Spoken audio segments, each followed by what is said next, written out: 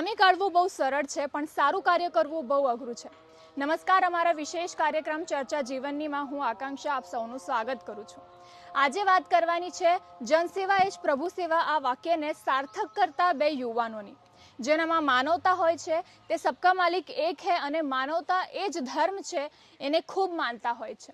તેવા જ આ બે યુવાનો છે જે માનવતાનું સાચું ઉદાહરણ આપી રહ્યા છે. આજે એમની સાથે ચર્ચા કરીશું અને એમની સાથે એમના જીવન વિશે જાણીશું. જનસેવા અને પ્રભુ સેવા ચેરિટેબલ ટ્રસ્ટના બે સભ્યો જગમોહનભાઈ અને રજનીતભાઈ આપણી સાથે જોડાઈ ચૂક્યા છે.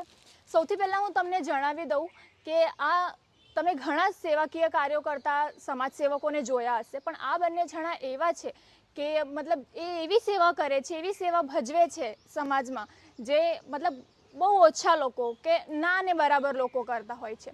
એવી ડેડ બોડીઝ જેમની કોઈ આઈડેન્ટિફિકેશન નથી, તેમના તેઓ અંતિમ સંસ્કાર કરે છે. એવા લોકો જે મેન્ટલી સ્ટેબલ નથી, જેમને ઘરની બહાર કાઢી મૂકવામાં આવે છે, એમના ખુદના ઘરવાળા, ખુદના પરિવારજનો પણ તેમનો સાથ નથી આપતા, તેવા લોકોને એ યોગ્ય જગ્યાએ લઈ જઈને તેમનું યોગ્ય સારવાર કરે છે. તો આવો જાણશું, આજે એમના જીવન વિશે ચર્चा કરીશું, એમના जीवन पर. सबसे पहले बहुत बहुत स्वागत है आप दोनों का हमारे चैनल पर. हम आपसे हिंदी में ही बात करेंगे, आपके कंफर्ट जोन में रह के. तो सबसे पहले हमें बताइए कि आप कहाँ से हैं, आप दोनों साथ कैसे आए और कैसे आपने ये सब स्टार्ट किया. नमस्कार। सबसे पहले तो आपका पहला एपिसोड चर्चा विषय जिसमें आपने हमें आमंत्रित किया, इसके लिए आपको और आपकी पूरी टीम को ढेर सारा प्यार और आशीर्वाद. मेरा नाम है जगमोहन यादव. मैं प्रॉपर उत्तर प्रदेश के गोरखपुर का रहने वाला हूं और सब परिवार मेरा गुजरात में ही रहता है और यहां पे रहकर हम जो भी सेवा के कार्य वो करते हैं.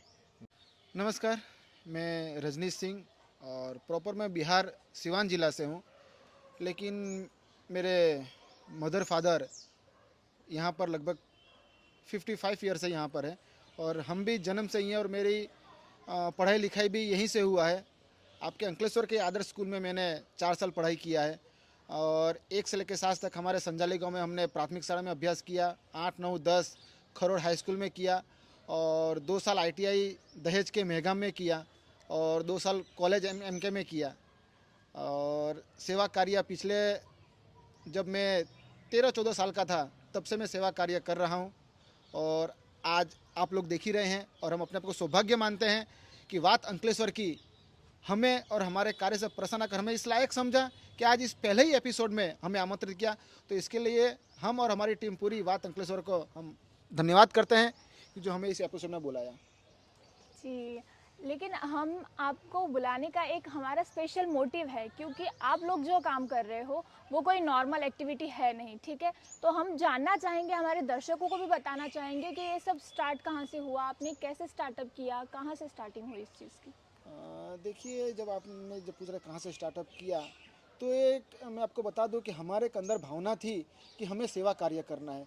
आपने देखा जब कोरोना काल जब यहाँ पर आया था और जब लॉकडाउन फर्स्ट लॉकडाउन लगा था, तो जब लोग जैसे कोई जुर्म करते हैं और लोग कैद खाने में रहते हैं, उस तरह अपना पूरा देश पूरा विश्व हो चुका था. लेकिन जब लोगों को तकलीफ़ें आई, लोग कोरोना काल में जब उनकी डेथ होती थी तो उनके अपने उन्हें छूने से मना कर देते थे. लोगों को ऑक्सीजन की ज़रूरत थी, लोगों को खाने की ज़रूरत थी और उस टाइम जब हमारे जब जो फ़ोन कॉल थे, मैसेज थे, उस पर हज़ारों की संख्या में मैसेज आ रहे थे, कॉल आ रहे थे कि हमें आपकी मदद की ज़रूरत है. तब हमने प्रशासन से बोला कि हम आपकी मदद करना चाहते हैं, आपके साथ रहकर हम लोगों की मदद करना चाहते हैं, तो आप प्लीज़ आप अपने साथ हमें जोड़िए और हमें सेवा करने का मौका दीजिए. तो यहाँ के प्रशासन ने भी हमारा सपोर्ट किया था और हमें परमिशन दिया कि ठीक है, चलिए आप लोग भी सेवा कीजिए. तो उस टाइम में जब लोग जब अपने परिवार का अंतिम संस्कार करने से मना करते थे, छूने से मना करते थे, ऐसी कई डेड बॉडियाँ थी कि जिनका अंतिम संस्कार हमने खुद कोरोना काल में भी किया है और भरूच में जो कोविड स्मशान था वहाँ तक पहुँचाने भी हमने मदद किया है. वहाँ से ही हमने ये स्टार्ट किया था. अच्छा जी, लेकिन आप दोनों का मिलना कैसे हुआ, मतलब. अब ये तो मेरा छोटा भाई जगमोहन ही बताएगा. एक राजनीतिक सभा होती है, उस सभा में मेरे बड़े भाई भी वहाँ रहते हैं और हम दोनों की वहाँ मुलाकात होती है और वहाँ बताया जाता है कि मतलब वहाँ के जो बड़े लोग रहते हैं वो बताते हैं कि आप यूपी और बिहार के एक भाई हैं जो सोशल वर्कर हैं और बहुत अच्छे सोशल वर्कर हैं. तो उनसे मेरी बातचीत हुई और मैंने भी उन्हें कहा कि मुझे भी एक सेवा का एक अवसर दीजिए और उसके बाद से हम दोनों भाई साथ हो गए और वहाँ से हमने ये सेवा के कार्य शुरू किए. जी, आपको मतलब मोटिवेशन कहाँ से आता है इस चीज़ के लिए? आपको जब आपने स्टार्टअप किया तो मतलब क्या थिंकिंग रखी थी आपने कि कहाँ तक ये हो सकता है, मतलब प्रेरणा आपकी क्या थी? जी। मैं एक हम लोग गरीब परिवार से हैं। आज भी हमारा 2 गज का घर है यहाँ पर। इससे पहले हम भाड़े पे ही रहते थे। लेकिन कहते हैं ना कि कुछ ना कुछ जेनेटिक होता है। एक बार की बात है, मेरे पिताजी मुझे बताते हैं कि 1998 में हमारे उत्तर प्रदेश में एक बहुत बड़ा बाढ़ आता है। तब मेरे पिताजी भी यहीं पे थे, और लेकिन गाँव से फ़ोन आता है और बताया जाता है कि गाँव में बहुत ज़बरदस्त बाढ़ आ गया है और आपको आना है। और मेरे पिताजी यहाँ से जाते हैं, और लोग वहाँ के लोग मुझे ऐसा बताते हैं कि उस गांव की जितने भी गाय थी, हम लोग पशुपालन के लोग हैं, तो पूरे गांव की उन्होंने भैंस को जान बचाई थी उस बहुत बड़े, मतलब 98 की बहुत बड़ी बाढ़ थी। तो कहीं ना कहीं जेनेटिक है, तो ही हम लोग ये सब कर पा रहे हैं। जी जी बिल्कुल ज़रूर। और कितना टाइम हो गया होगा आपके ट्रस्ट को चलाते हुए आपको? हमारे ट्रस्ट को तकरीबन 2 साल पूर्ण हो चुके हैं। 2022 8 मार्च को हमने इस संस्था का रजिस्ट्रेशन करवाया था, जिसका हमने नाम रखा जन सेवा ही प्रभु सेवा चैरिटेबल ट्रस्ट।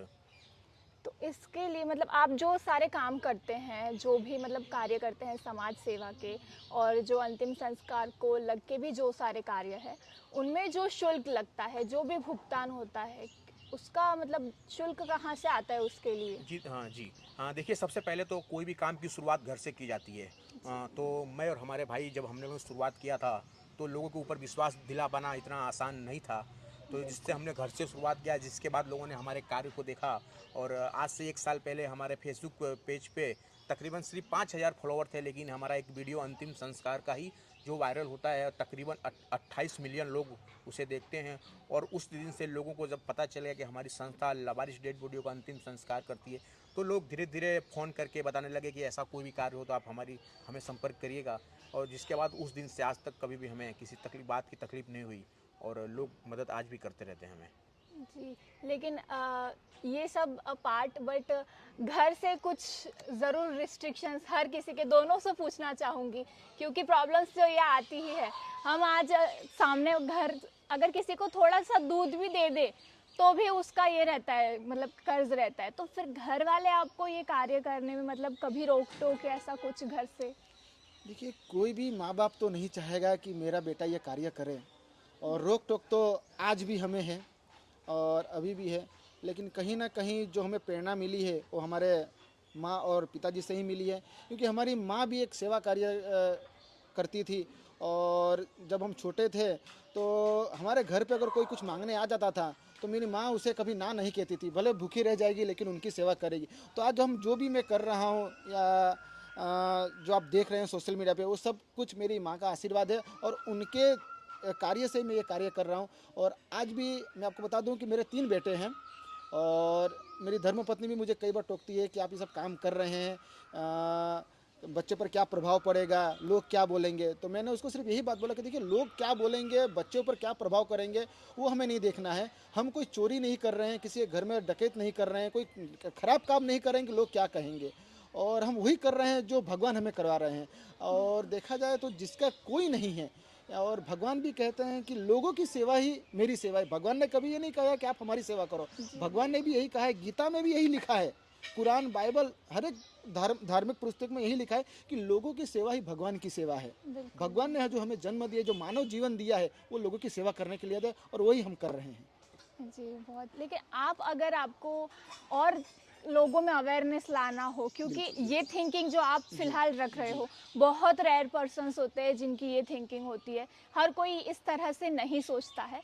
आप मतलब ऐसा क्या करना चाहोगे कि जिससे हर एक इंसान की, मतलब हम हर एक किसी की मेंटलिटी नहीं बदल सकते, बट इसका परसेंटेज रेट बढ़े, लोगों में जागृति आए इस बारे में, इसके लिए क्या कहना चाहोगे? देखिए, एक इंसान पूरी दुनिया नहीं बदल सकता है, जी, लेकिन एक इंसान, एक व्यक्ति का जीवन अवश्य बदल सकता है। जरूर। तो एक व्यक्ति अगर एक व्यक्ति का जीवन बदलने का प्रयास करे, तो हमारा देश, एक जो चिड़िया की आज से कुछ साल पहले जो चिड़िया की सोना खाती थी, वापस हमारा देश सोने की चिड़िया कहलाएगी, और कहलाती भी है।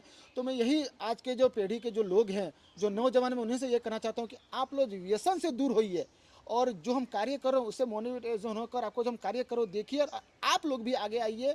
कुछ नहीं, जिस तरह आप आगे आएंगे ऑटोमेटिक भगवान आपकी मदद करेंगे, और जो कार्य हम कर रहे हैं आप भी करिए, यही मैं आज के जनरेशन के लोगों से मैं कहना चाहता हूँ। जी बिल्कुल श्योर, बहुत बड़ी बात कही आपने ये कि आजकल का जो यूथ है उनकी तो ये समझ के बिल्कुल परे है कि समाज सेवा मतलब ऐसा नहीं बोल सकते कि बिल्कुल ही परे है, बहुत रेयर होते हैं।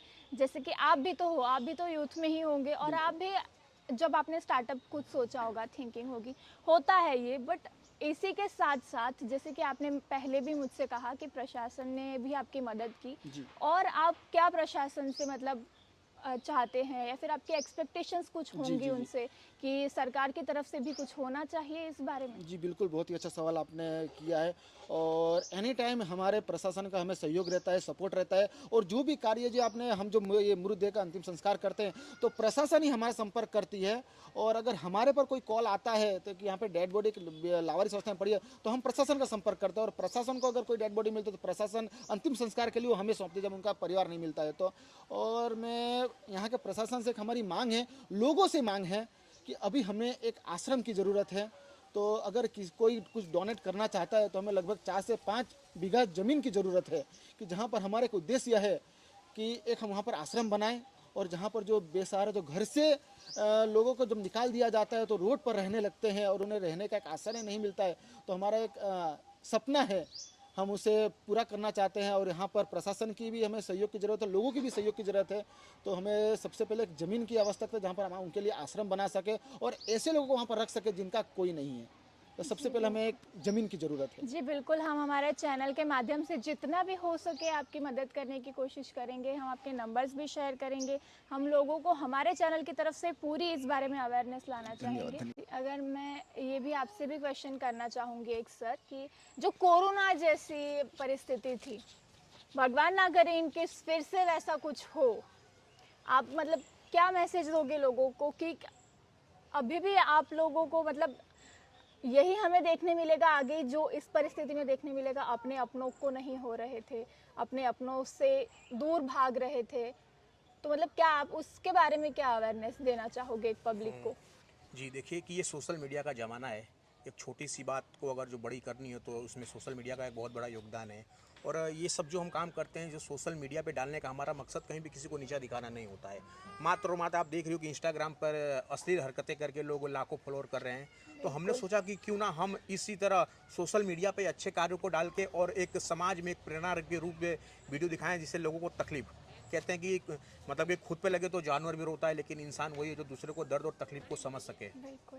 तो यही सोचकर हमने ये वीडियो सोशल मीडिया पे डाला और लोगों को प्रेरणा के लिए हम लोगों ने किया। जी बिल्कुल बिल्कुल, आपने ये बात बिल्कुल सही कही कि हमारे पास आज पावर तो है सोशल मीडिया की, बट उसका यूज़ और मिसयूज़ भी हमारे ही हाथों में है। और जो कि आजकल के यूथ की जो परसेंटेज है वो मिसयूज़ की तरफ ज़्यादा बढ़ती जा रही है एज़ कम्पेयर टू उसके गुड यूज़ से। मतलब उसका जो गुड यूज़ होता है वो बहुत कम होता है, लेकिन हम ज़रूर ट्राई करेंगे हमारी तरफ से भी लोगों में इस बारे में अवेयरनेस लाने के लिए।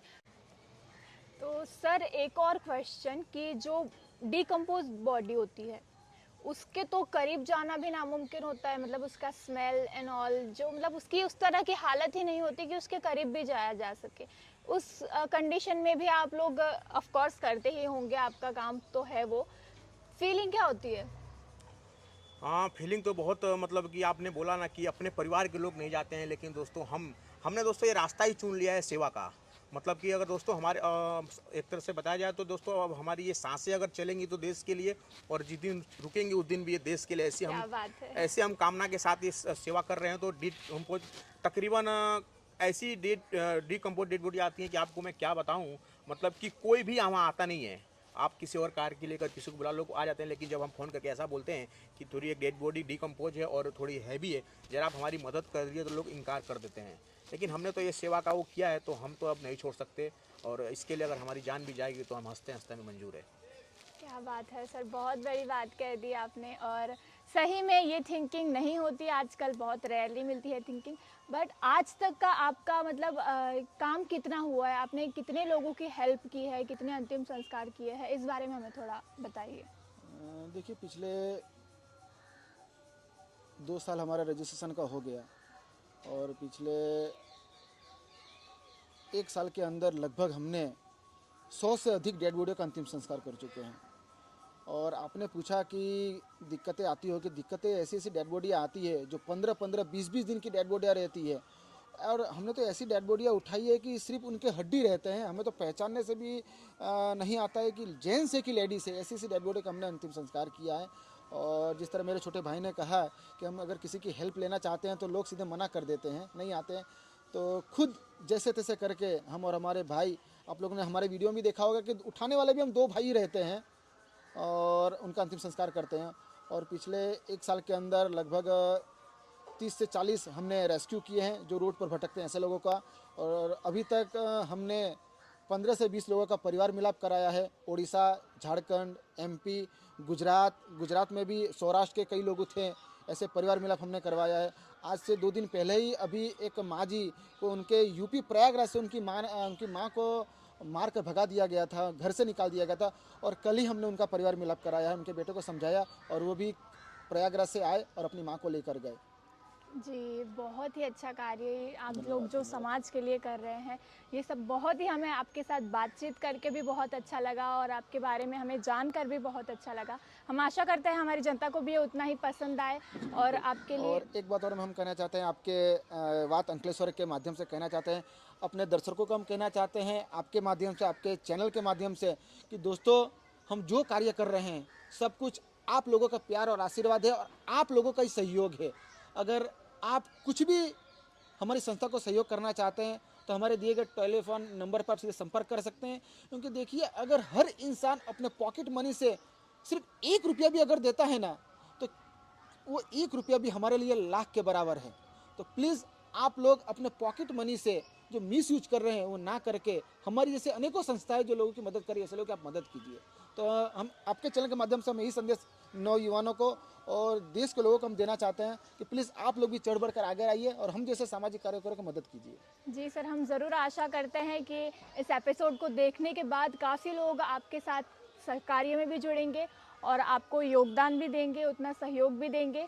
और हम आशा करते हैं कि आपका जो कार्य है आपको इसमें और सराहना मिलती रहे। हम आपके लिए प्रे करते हैं कि भविष्य में भी आप इसी तरह करते रहें और बहुत आगे जाए। और आपका बहुत बहुत धन्यवाद हमारे चैनल से जुड़ने के लिए, अपना कीमती वक्त हमें देने के लिए। आपका बहुत बहुत आपका भी धन्यवाद बहुत सर। बहुत धन्यवाद कि आपने हमें इस लायक समझा। और ये हमारे जीवन का भी पहला इतना बड़ा इंटरव्यू एक किसने लिया है, तो सबसे पहले आपका भी बहुत बहुत धन्यवाद बात अंकलेश्वर की, जिन्होंने हमें इस लायक समझा और अपने इस चैनल पर हमें आमंत्रित किया। तो हमारी पूरी टीम की तरफ से आपका भी बहुत बहुत धन्यवाद हम करते हैं। તો જેમ કે તમે જોયું, આ બે યુવાનો જે સમાજ માટે કરી રહ્યા છે તે અસાધારણ નથી. તમે પણ વિચાર કરી શકો છો આ બાબત પર, તમે પણ સમજી શકો છો આ બાબતને. જે સમય, જે પૈસા, જે કંઈ તમે જે વ્યર્થ કરી રહ્યા છો આજના સમયમાં બહુ જરૂર છે. જરૂરિયાતમંદને આપવામાં, જરૂરિયાતમંદની મદદ કરવામાં બહુ કંઈ રાખેલું છે. એટલે તમે પણ જરા વિચાર કરજો. અમે આમનો નંબર શેર કરીએ છીએ. એમણે જે સહાય માંગે છે, તમારાથી જે કંઈ સહાય થાય તે તમે કરી શકો છો. અને આવા જ નવા કાર્યક્રમો અને નવા મહેમાનો સાથે અમે ફરી હાજર રહેશું. તમે જોતા રહો વાત અંકલેશ્વરની.